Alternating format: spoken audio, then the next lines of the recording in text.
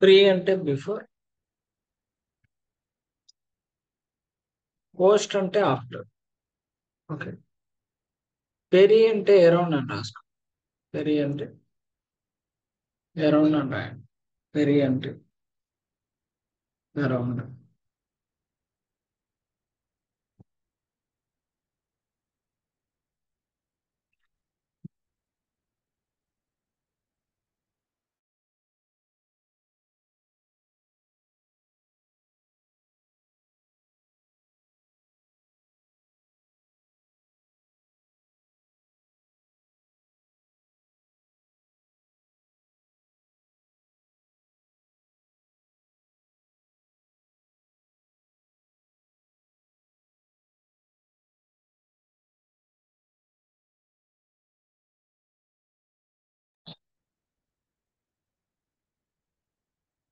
Pre అంటే before అని రాయండి అమ్మా. పోస్ట్ అంటే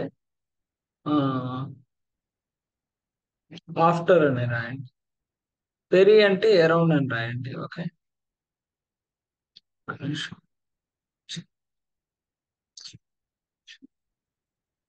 ఒక నిమిషం.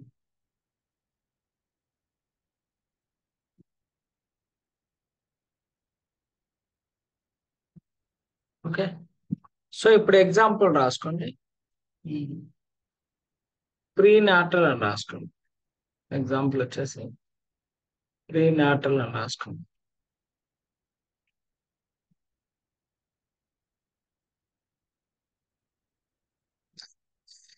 ఏది మన 9 నిమిషం.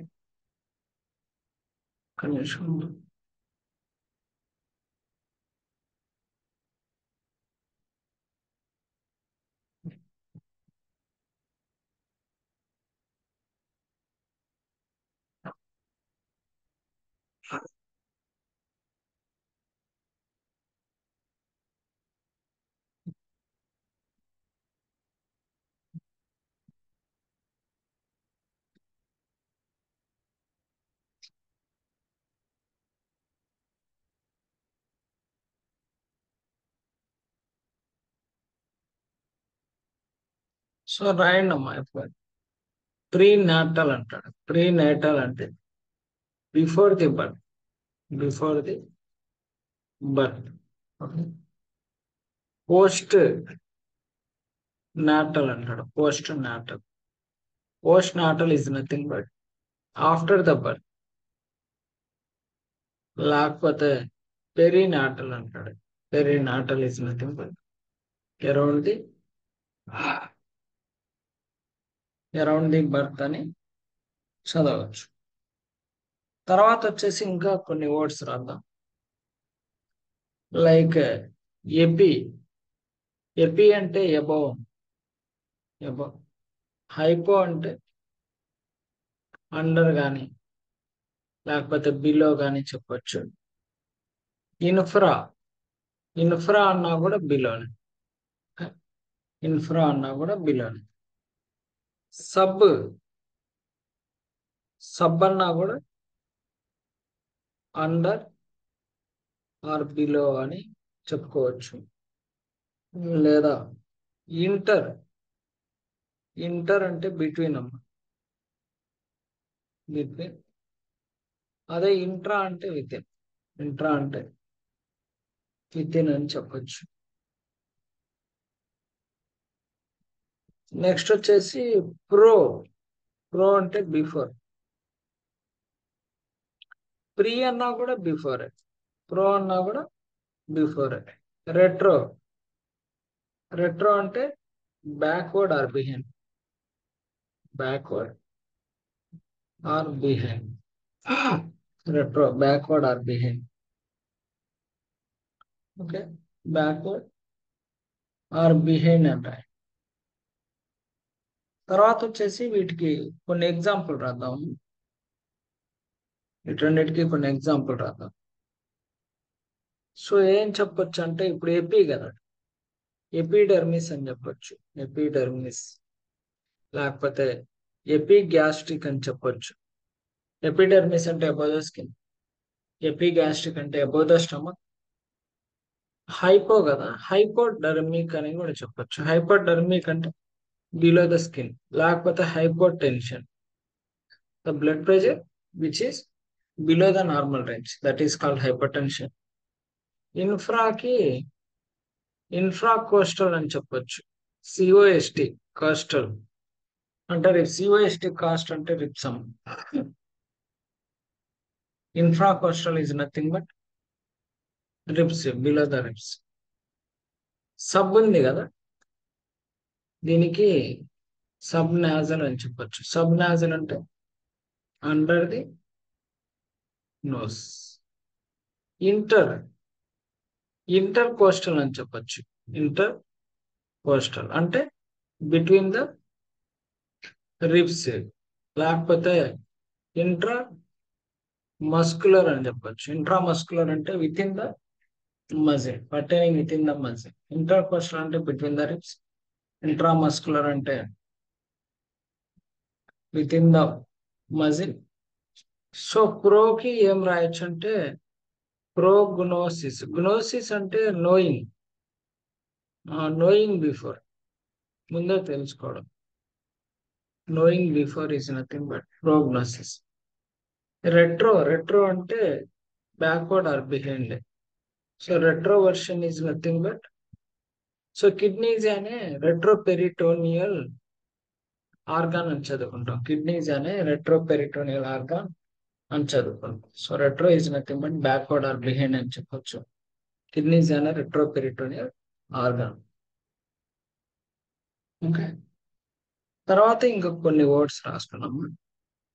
సో జస్ట్ ఇది క్లియర్ చేసేస్తాం.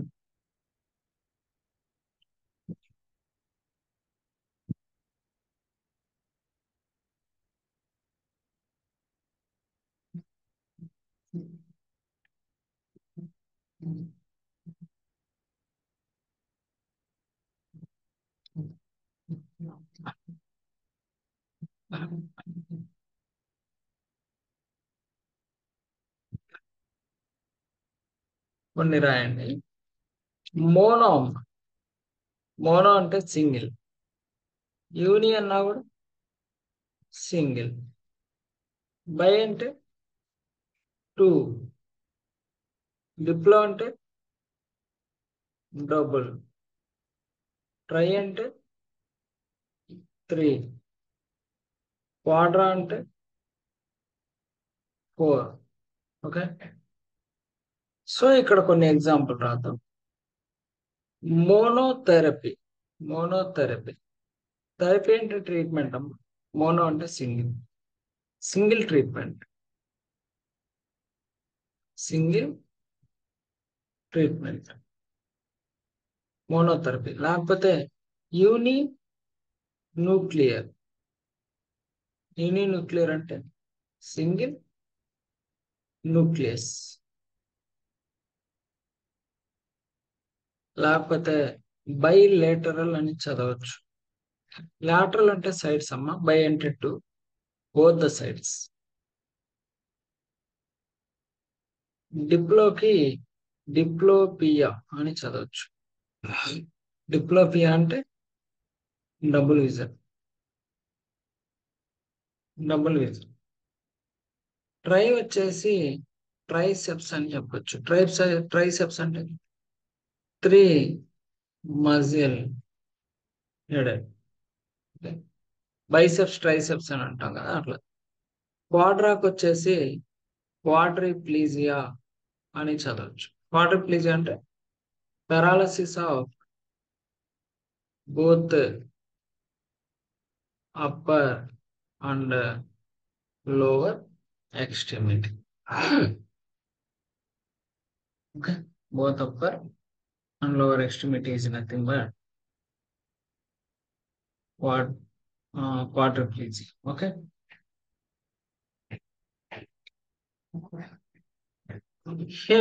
హెమి అంటే వన్ ఆఫ్. సో ఎగ్జాంపుల్ వచ్చేసి హెమిప్లీజియా అని చెప్పొచ్చు. Hemiplegia is nothing but paralysis of one half of the body, దాన్ని హెమిప్లీజియా అని చదువుతుంది. ఈ మీకు తెలుసు హైపర్ కాల్సిమియా, లేకపోతే hyper ధర్మియా, hyper నెట్రేమియా, hyper కెలమియా. Hyper calcaemia అంటే condition of excessive calcium in the blood. Hyper ధర్మియా అంటే condition of excessive heat. Hypernatraemia అంటే condition of excessive sodium in the blood. Kalaemia అంటే పొటాషియం ఇన్ ద బ్లడ్. ఇట్లా చదువుకోవచ్చు. Okay. తర్వాత వచ్చేసి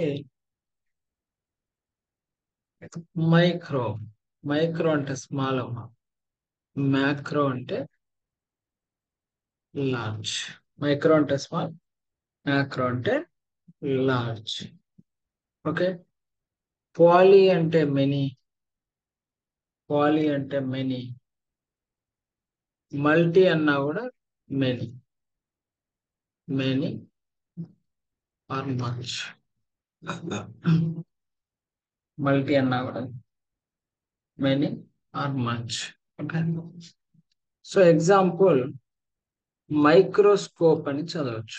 microscope అంటే the instrument which is used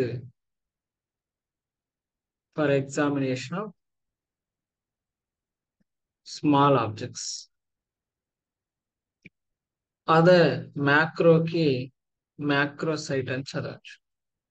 మ్యాక్రోసైట్ is nothing but large cell. Macrocyte is nothing but large cell. Okay. So I'm clearing this.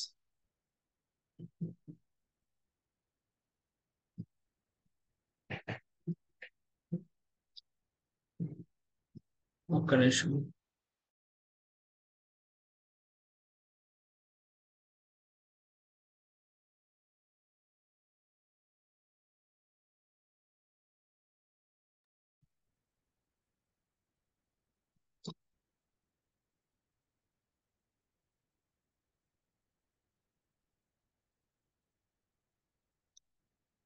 Primi అని రాసుకోండి. Primi అంటే first term. Multi అంటే many అని చెప్పచ్చు. సో ఇక్కడ ఎందుకు చెప్తాను చెప్తాను. సో గ్రావిడే అని రాయండి. Gravida is nothing but pregnant women. So ఇక్కడ మనం నేర్చుకోవాల్సింది ఏంటంటే primigravida. Primigravida is nothing but first time pregnancy. First time pregnancy. Multigravida అని చెప్పొచ్చు. Multigravida is nothing but a women who is pregnant more than once called multigravid. Okay. తర్వాత వచ్చేసి పాలీకి వచ్చేసి polyuria అని చదవచ్చు. ఇది already చెప్పాను. So condition of much or frequent urination. Much urination or frequent urination is called polyuria. Okay.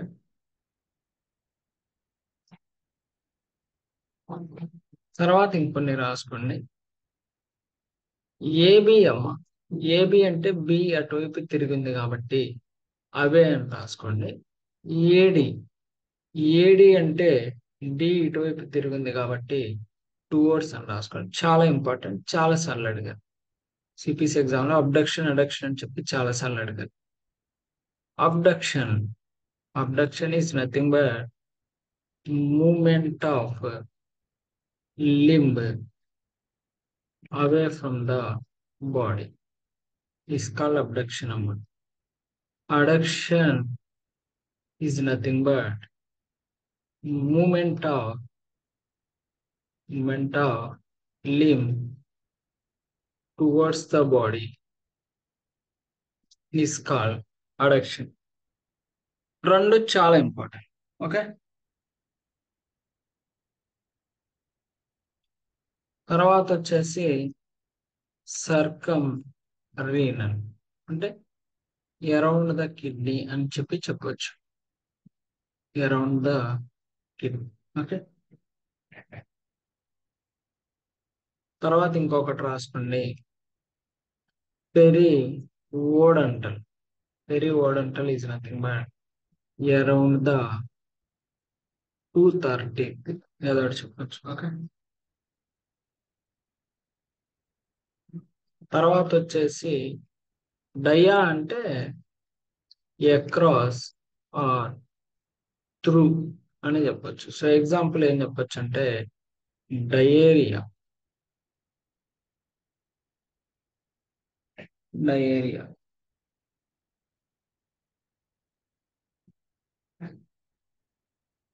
Flow of fluid fecal matter from the bowel అని రాసాం. from the bowel is nothing but like motions అట్లా చెప్పుకుంటాం కదా. So that is called diarrhoea. So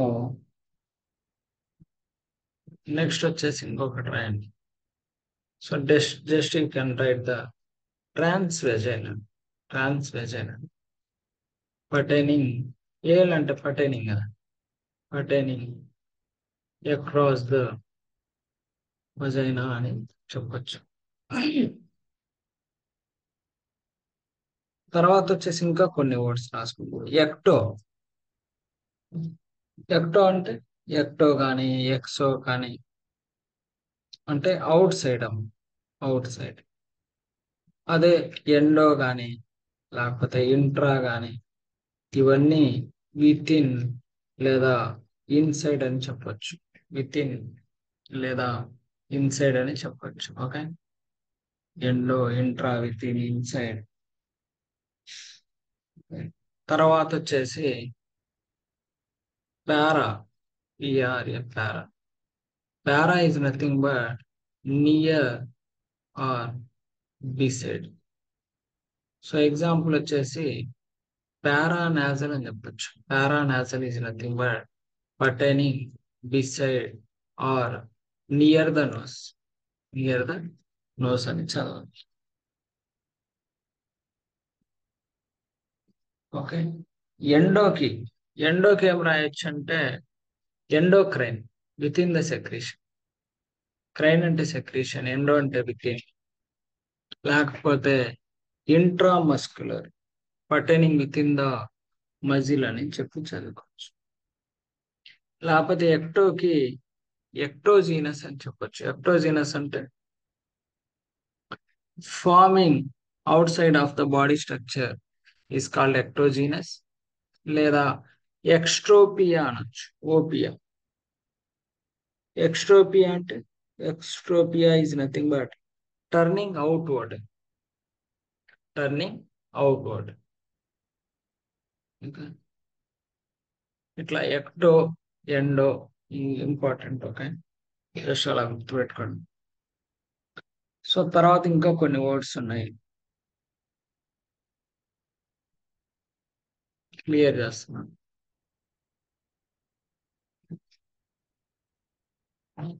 ఎలా అయితే మన AP above అని చదువుకున్నామో, supra గాని సుపీరియర్ గాని సూపర్ గాని ఇవన్నీ ఒకటే మీనింగ్. హైపర్ గాని ఇవన్నీ ఎబో, సంథింగ్ ఎబో అట్లా అని చదువుకోవచ్చు. సో ఎగ్జాంపుల్ ఏం చదువుకోవచ్చు అంటే superior. Superior is nothing but superior is nothing but upper part of the body structure.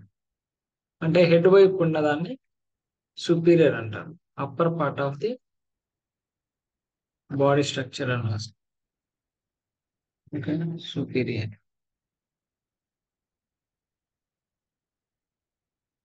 లేకపోతే అల్ట్రా. అల్ట్రా అంటే బియాండ్, మనకు కావాల్సిన దానికన్నా ఎక్కువ. సో ఎగ్జాంపుల్ ఏం చెప్పొచ్చు అంటే ultrasonic. Ultrasonic. Ultrasonic is nothing sound beyond. మనం ఎంత వినగలుగుతాం అంతకన్నా ఎక్కువ అని. దట్ ఈస్ కాల్డ్ అల్ట్రాసోనిక్ అని చెప్పు. ఓకే, తర్వాత ఇంకా కొన్ని టర్మ్స్ రాసుకోండి. ఏ అంటే ఆబ్సెంట్ అమ్మ. ఏన్ అంటే వితౌట్ అన్న.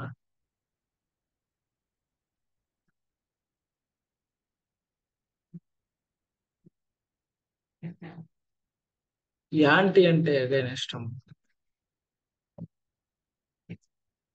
కాంట్రా అంటే కూడా అగైనెస్ట్. బ్రాడీ అంటే స్లో, ట్యాకీ అంటే ఫాస్ట్, డిస్ అంటే డిఫికల్ట్, EU అంటే నార్మల్, హెటీరో అంటే డిఫరెంట్,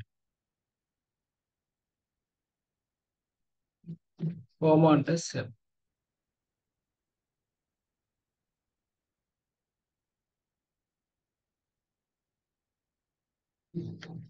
మాల్ అంటే బ్యాడ్, పాన్ అంటే many. Many bank accounts having only one PAN card. Like that, you can remember PAN is nothing but many. Pseudo, false.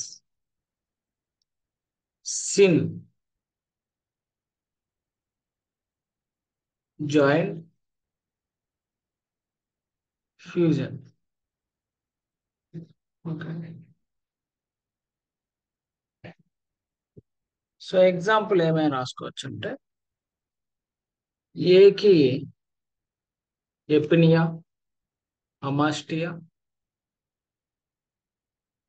Absence of breathing, absence of breast, ఇట్లా చెప్పుకోవచ్చు. యానికి anaesthesia, condition of not feeling. యాంటీకి antibacterial, against the bacterial. కాంట్రాకి contraception. బ్రాడీకి bradypnoea లేదా bradycardia, slow heart rate, slow breathing. Okay. Tachypnoea లేదా tachycardia అని చదువుకోవచ్చు. డిస్కి డిస్ఫేజియా, డిస్ఫేసియా లేకపోతే డిస్పెప్సియా, డిసెప్నియా, ఇట్లా చాలా చదువుకోవచ్చు. యూపినియా లేకపోతే euthyroid, normal thyroid. Heterograph, heterograph is nothing but different transplant. Homograph is nothing but same transplant. Malnutrition, bad nutrition. Panarthritis, inflammation of many joints. Pseudocyesis, false pregnancy. Syndactylism, fusion of joined fingers and toes అని చెప్పచ్చు. This is about the prefix అమ్మ. So చాలా clear గా మీకు నేను document. Suppose patient is having Covid అమ్మ, Covid తో పాటు కొన్ని సిమ్టమ్స్ ఉంటాయి. సో అన్ఫార్చునేట్లీ పేషెంట్ కి కోవిడ్ నెగిటివ్ వచ్చింది, కోవిడ్ పాజిటివ్ రాదు. అన్ఫార్చునేట్లీ కోవిడ్ పాజిటివ్ కనుక వచ్చి కోవిడ్ పాజిటివ్ మనం కోడ్ చేస్తాం. Okay, by grace of God Covid positive రాకుండా నెగిటివ్ వచ్చింది అనుకోండి, then you can code only the symptoms. So అది దాని గురించి చెప్తున్నాడు అక్కడ. Tenderness and localised pain in the right upper quadrant based on the presentation probable gallstone. ఇలా probable కానీ లైక్లీ కానీ రూల్ అవుట్ కానీ ఇట్లాంటివి చెప్తే మనం కోడ్ చేయండి. Okay, probable, likely, rule out, probable, likely, rule out ఇట్లాంటి.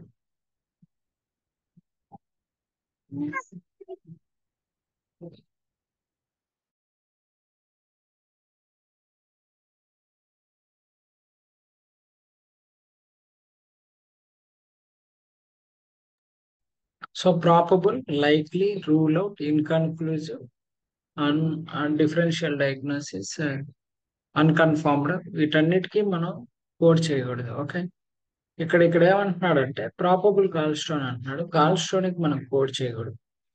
Explanation codes that describe the symptom which is abdominal pain or acceptable for reporting purpose. ఇక్కడ ఎక్కడ అబ్డామినల్ పెయిన్ అంటున్నాడు, రైట్ అప్పర్ క్వాడ్రంట్ అంటున్నాడు. ఓకే, అది ఇచ్చారు. Okay, తర్వాత right upper quadrant based on the presentation. Tenderness tenderness plus pain అంటే right upper quadrant కి pain ఇచ్చాడు, right upper quadrant abdominal tenderness కూడా ఇచ్చాడు. సో టెండర్నెస్ కి కోడ్ మనం ఎలా చూస్తాం? సో డైరెక్ట్ గా మనం ఇక్కడ ఐసిడి టెండేటా డాట్ కామ్ కనుక చూస్తే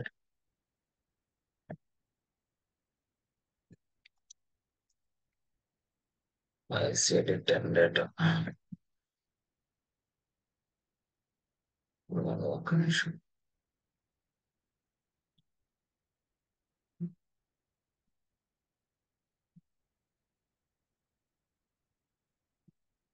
like ICD టెండేటా dot com. So pain అంటున్నాడు, index ICD tensile index పీటరం pain ఐజేకెల్ఎంఎన్ఓ P పీటరం pain. Pain లో ఎక్కడ పెయిన్? అబ్డామినల్. అబ్డామినల్ ఇక్కడ ఉంది, దీంట్లో ఎక్కడ? Upper, lower upper. అప్పర్ లో రైట్ క్వాడ్రంట్ ఆర్ 10.11, R10.11 ఇచ్చాడు, R10.11 ఇచ్చాడు. మరి R10.811 ఎక్కడి నుంచి వచ్చింది? సో అది ఎలా అంటే just you can go with index IC tension index.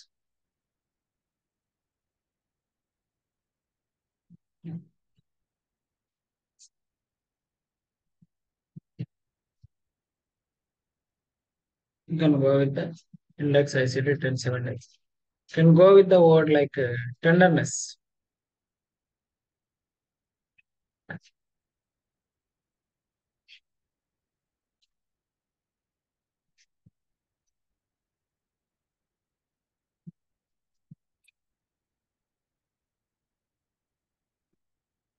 Tenderness abdominal అని చెప్పి డైరెక్ట్ గా ఉంది చూడు.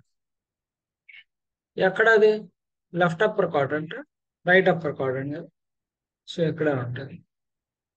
Right upper quadrant. ఎంత ఇచ్చాడు? R10.811.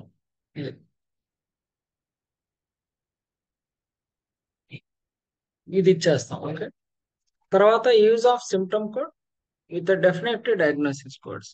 యాక్చువల్ గా కొన్ని డయాగ్నోసిస్ తో పాటు సిమ్టమ్స్ కోడ్ కూడా యూజ్ చేయొచ్చు అని అంటున్నాడు.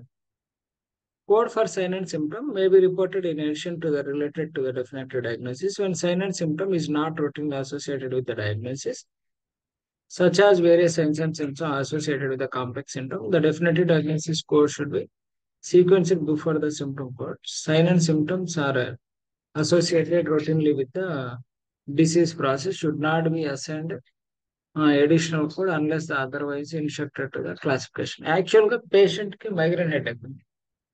సో దాంతో పాటు స్నీజింగ్ కూడా ఉంది. సో మైగ్రేన్ హెడేక్ కి స్నీజింగ్ అనేది టైప్ ఆఫ్ సిమ్టమ్. ఓకే, దానికి దీనికి సంబంధం ఏమి లేదు కదా. సో అలా ఉన్నప్పుడు సిమ్టమ్ కోడ్ చేయొచ్చు, మెయిన్ కండిషన్ కూడా కోడ్ చేయొచ్చు. అట్లాగే ఇక్కడ ఏమంటున్నాడంటే పేషెంట్ కి నిమోనియా ఉంది, హెమోప్టైసిస్ ఉంది. హెమోప్టైసిస్ అంటే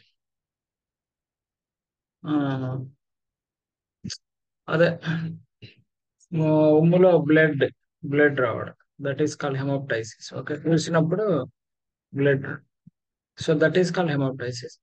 ఆ నిమోనియాకి హెమోప్టైసిస్ కి ఏమైనా సంబంధం ఉందా? Codes for silent symptom may be reported in addition to the related definitive diagnosis when silent symptom are not routinely associated with the diagnosis. Pneumonia వేరు, హెమోప్టైసిస్ వేరు. సో ఇలా ఉన్నప్పుడు రెండు కోర్స్ చేయొచ్చు అంటున్నాడు. అంటే కొన్ని సినారియోస్ లో ఇందాక మనం చెప్పుకున్నాం, సపోజ్ మైగ్రేన్ హెడేక్ ఉంది, పేషెంట్ హెడేక్ కూడా. సో అలాంటి కండిషన్ లో హెడేక్ మనం కోడ్ చేయకూడదు, మైగ్రేన్ హెడేక్ కోడ్ చేస్తే చాలు. ఓకే, పేషెంట్ కి ఫ్రాక్చర్ జరిగింది, అక్కడ పెయిన్ కూడా ఉంది. సో పెయిన్ అవసరం లేదు, ఫ్రాక్చర్ ఇస్తే చాలు. ఆటోమేటిక్ ఫ్రాక్చర్ ఉంటే పెయిన్ ఉంటుంది. సో అట్లాగే కొన్ని కండిషన్స్ ఒకదానికి ఒకటి సంబంధం ఉండదు, అలాంటి టైంలో మాత్రం సిమ్టమ్స్ కూడా కోడ్ చేయను అంటున్నాడు. Abdominal pain due to the acute appendicitis.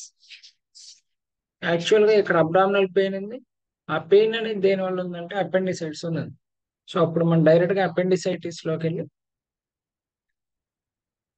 Actual గా అపెండిసైటిస్ అంటే అబ్డామినల్ పెయిన్ ఉన్నట్టే కదా. సో అందుకని చెప్పేసి అక్యూట్ అపెండిసైటిస్ కోడ్ చేస్తే చాలు, no need to code for the abdominal pain.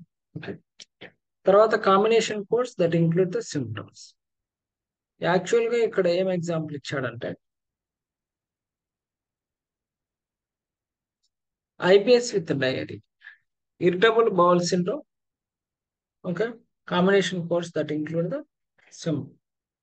So irritable bowel syndrome with diarrhoea, irritable bowel syndrome with diarrhoea.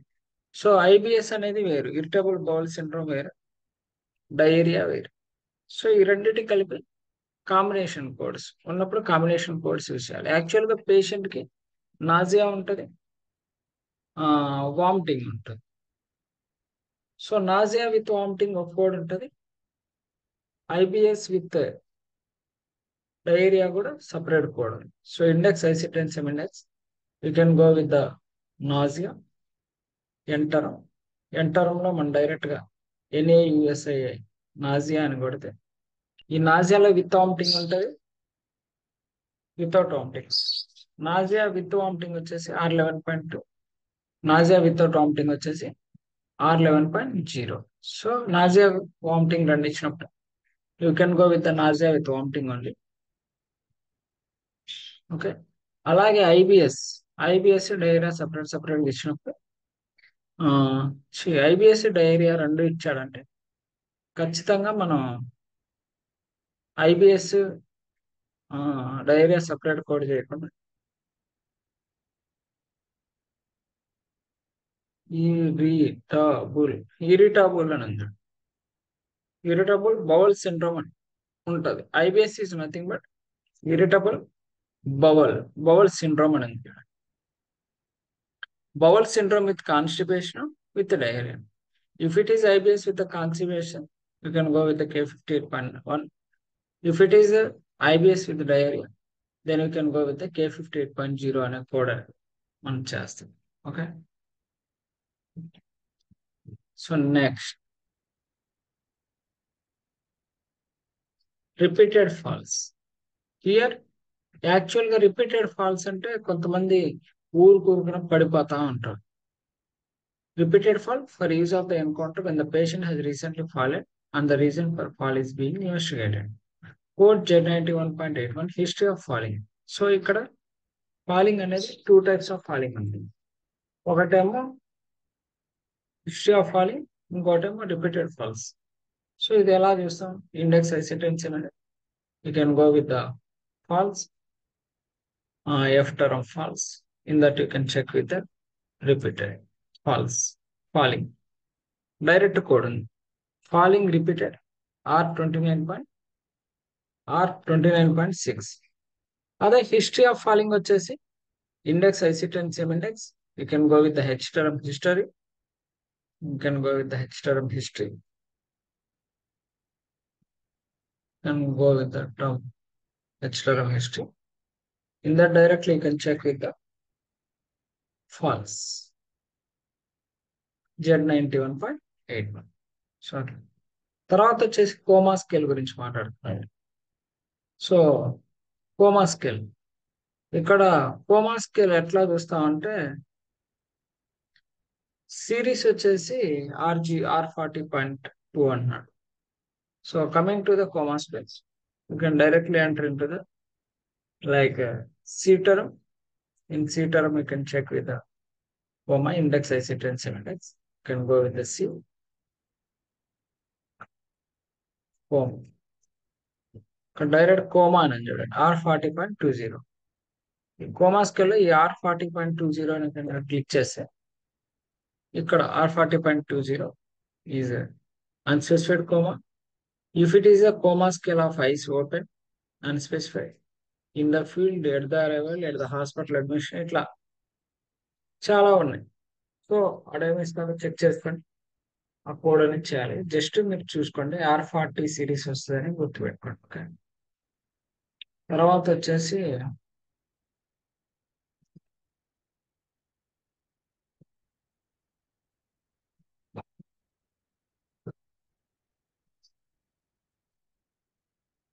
ఎస్ఐఆర్ఎస్. ఎస్ఐఆర్ఎస్ అంటే చూద్దాం, systemic inflammatory response syndrome. due to the non-infectious process. The systemic inflammatory response syndrome can develop as a result of certain non-infectious disease process, such as trauma, malignant neoplasm, and pancreatitis. When SARS is documented with non-infectious condition and no subsequent infection is documented, the code for the underlying condition such as injury should be assigned, followed by the R65.10 systemic inflammatory response syndrome of the non-infectious origin without acute organ dysfunction, or R65.11 systemic inflammatory response syndrome of non-infectious origin with acute organ dysfunction. So ఈ రెండు codes మనం చూద్దామండి. If an associated acute organ dysfunction is documented, for the specific organ dysfunction should be assigned in addition to the R65.11. If acute organ dysfunction is documented but cannot be determined the acute organ dysfunction is associated with the disease due to the another condition, example directly due to the trauma, provided should be queried. So ఇక్కడ మనం SIRS code చేసినప్పుడు అది with acute organ dysfunction ఉందా లేదా అని చెప్పేసి check చేసుకోవాలి. Infections non infections. Non infections ఉంటే డైరెక్ట్ గా ఆర్ సిరీస్ కోడ్ చేస్తాం. ఒకవేళ ఈ SIRS due to some other condition అని కనుక చెప్తే ఈ ఆర్ సిరీస్ తో పాటు ఆ కండిషన్ కూడా కోడ్ చేయాలని అంటున్నాడు. ఒకవేళ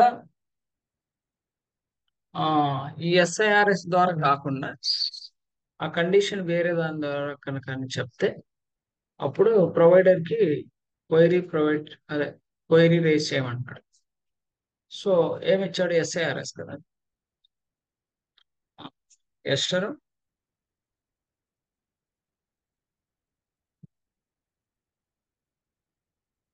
సో సిండ్రోమ్ లోకి వెళ్ళాలి.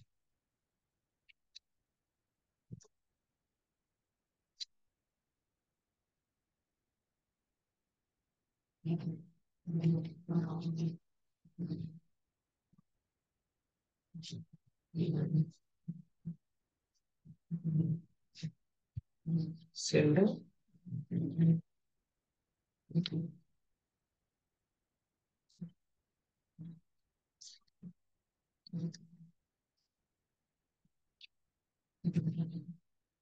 సివియర్, ఇది SIRS, ఇది సివియర్ అక్యూట్ రెస్పిరేటరీ సిండ్రోమ్. మనకి ఏమొచ్చాడు? Systemic inflammatory response.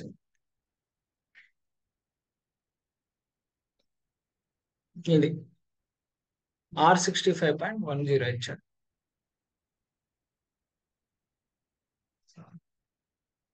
Without organ dysfunction or with organ dysfunction? If it is without organ dysfunction, you can go with R65.10. If it is with acute organ dysfunction, you can go with the R65.11.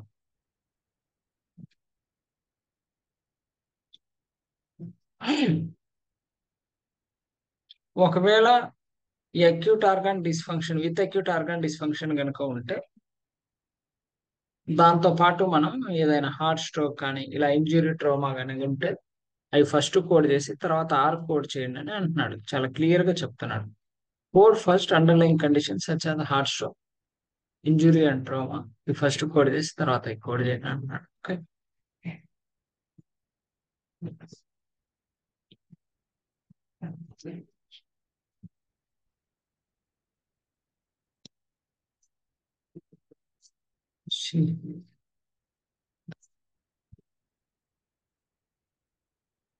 తర్వాత వచ్చేసి systemic inflammatory response syndrome due to the acute gallstone pancreatitis.